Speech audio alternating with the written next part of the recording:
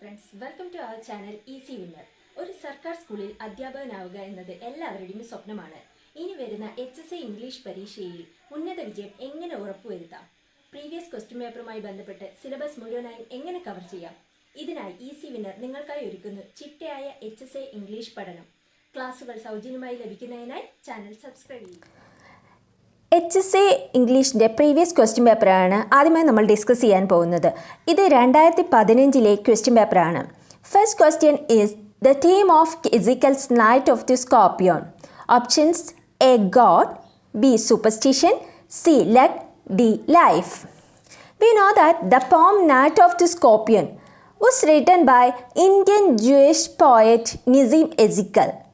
It has been taken from poet's famous anthology named The Exact Name and was published in 1965. Ezekiel's other famous works are The Unfinished Man, Time to Change, 60 Poems, etc. ഇനി ഈ പോയത്തെക്കുറിച്ച് പറയുകയാണെങ്കിൽ ഈ പോയത്തിൻ്റെയും മറ്റ് എല്ലാ വർക്ക്സിൻ്റെയും module wise videos, question answers ഒക്കെ വരുന്ന വീഡിയോസ് പിന്നീട് അപ്ലോഡ് ചെയ്യുന്നതാണ്. എങ്കിലും ഇതിൻ്റെ സമ്മറി ഷോർട്ടായിട്ടൊന്ന് പറയാം. ഒരു അമ്മയുടെ സ്നേഹത്തിൻ്റെ വ്യാപ്തി കാണിക്കുന്ന ഒരു പോമാണിത്. പോയറ്റിൻ്റെ ഓൺ ലൈഫിൽ നടന്ന ഒരു ഇൻസിഡൻറ്റിൻ്റെ ബേസിലാണ് ഈ പോം എഴുതിയിരിക്കുന്നത്. ഇതിൻ്റെ സ്പീക്കർ എന്ന് പറയുന്നത് റൈറ്റർ എസിക്കൽ തന്നെയാണ്. ഒരു മഴയുള്ള രാത്രിയിൽ ഒരു തേൾ പോയറ്റിൻ്റെ വീട്ടിൽ വരികയും ആ തേൾ അദ്ദേഹത്തിൻ്റെ അമ്മയെ കടിക്കുകയും ചെയ്യുകയാണ്. അപ്പോൾ നൈബേഴ്സൊക്കെ ആ വീട്ടിലേക്ക് വരികയും അവരുടെ അഭിപ്രായങ്ങൾ പറയുകയും ചെയ്യുന്നുണ്ട്.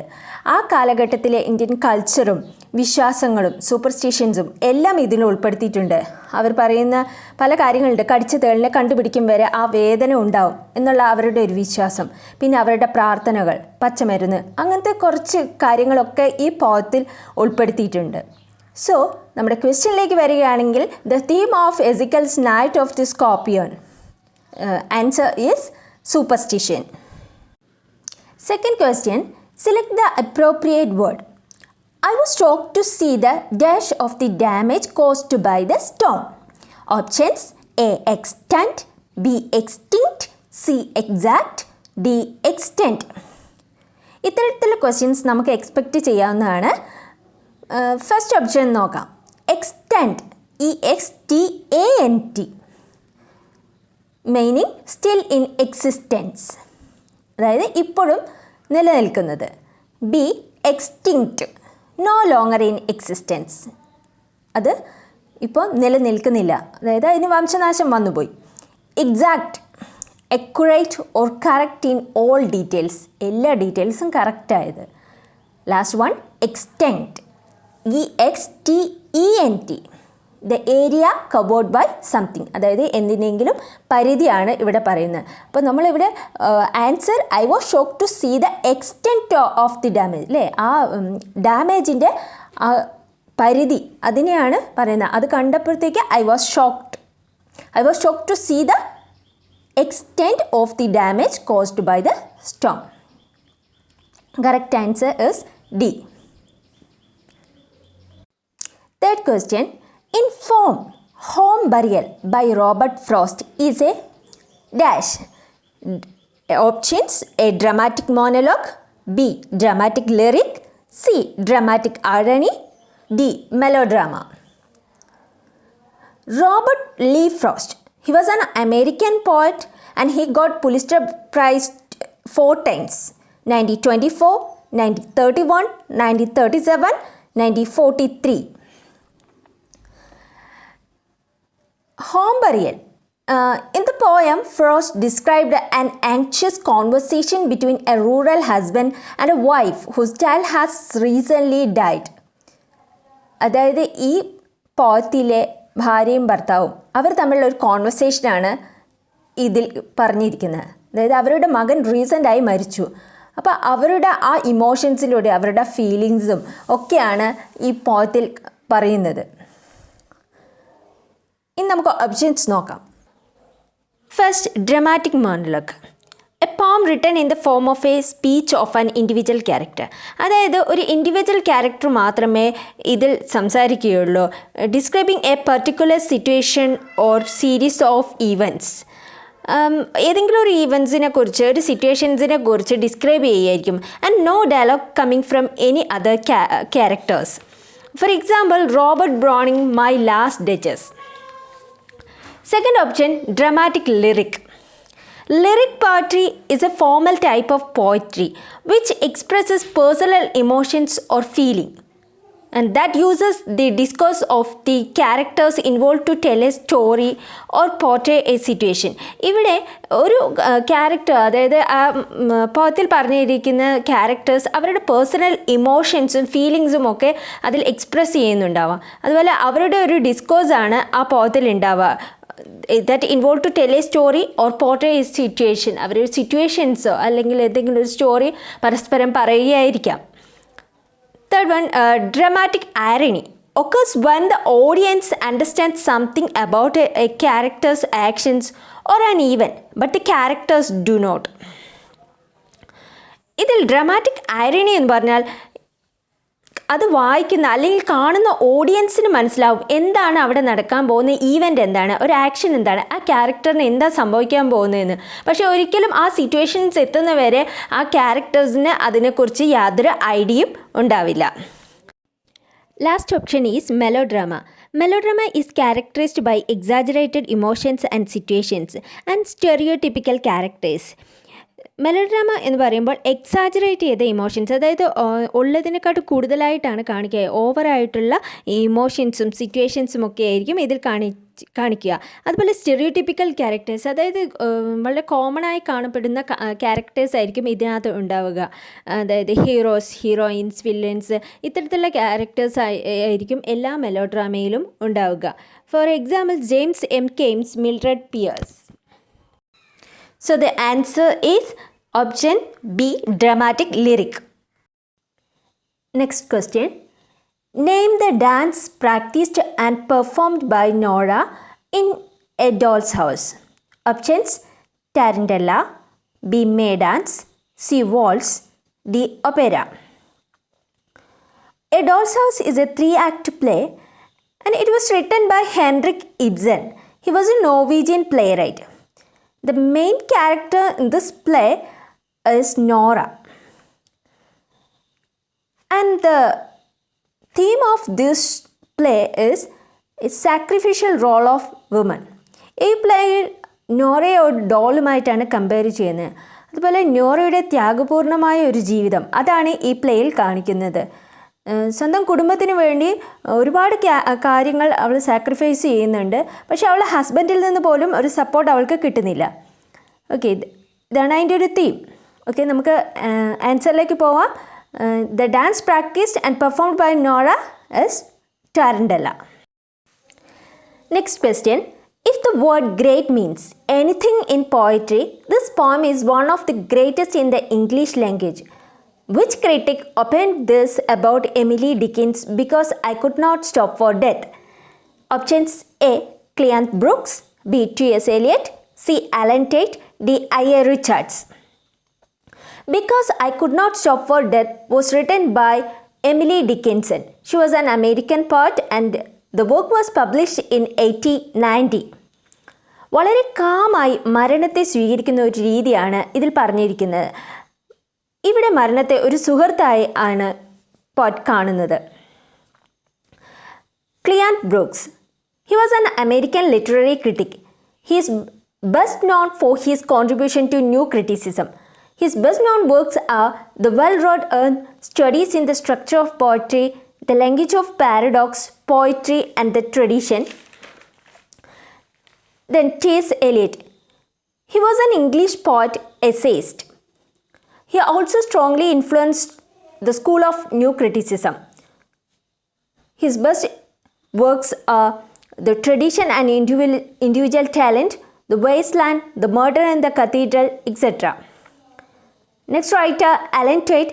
He was an American poet, essayist, and he was a leading exponent of new criticism. His notable work is Ode to the Confederate Dead. Another important work is Tension in Poetry. And this essay deals with the tension as the life of a poem. പല question പേപ്പറിലും കണ്ടിട്ടുണ്ട് ഈ tension എന്നുള്ളൊരു വാക്ക് ലിറ്ററേച്ചറിൽ ആരുമായി ബന്ധപ്പെട്ടിട്ടുള്ളതെന്ന്. ഇത് അലൻ ടേറ്റുമായി ബന്ധപ്പെട്ടിട്ടാണ്.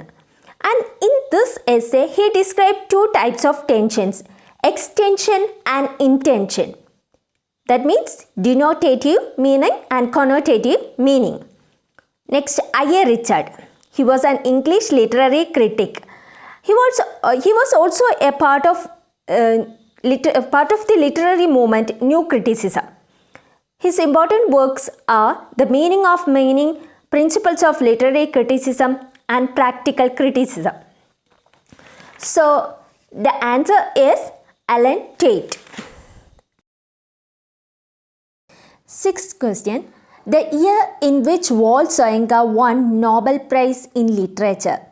Options A 1985, B 1986, C 1987, D 1978. Walt Soyinka, he was a Nigerian playwright. His important work is Telephone Conversation and its term is Racism. ഇത് നമുക്ക് പഠിക്കാനുള്ള ഒരു പോമാണ്. ഇതിൻ്റെ വീഡിയോ പിന്നീട് അപ്ലോഡ് ചെയ്യുന്നതാണ്. ഓക്കെ, ഓപ്ഷൻസ് നോക്കാം. 1985 നോബൽ പ്രൈസ് കിട്ടിയത് ക്ലോഡ് സൈമൺ ആണ്. 1986 Wole Soyinka. 1987 Joseph Brodsky. 1978 Isaac Bashevis Singer. And 2020 അതുകൂടെ നോട്ട് ചെയ്യുക, ലൂയിസ് ഗ്ലക്ക്,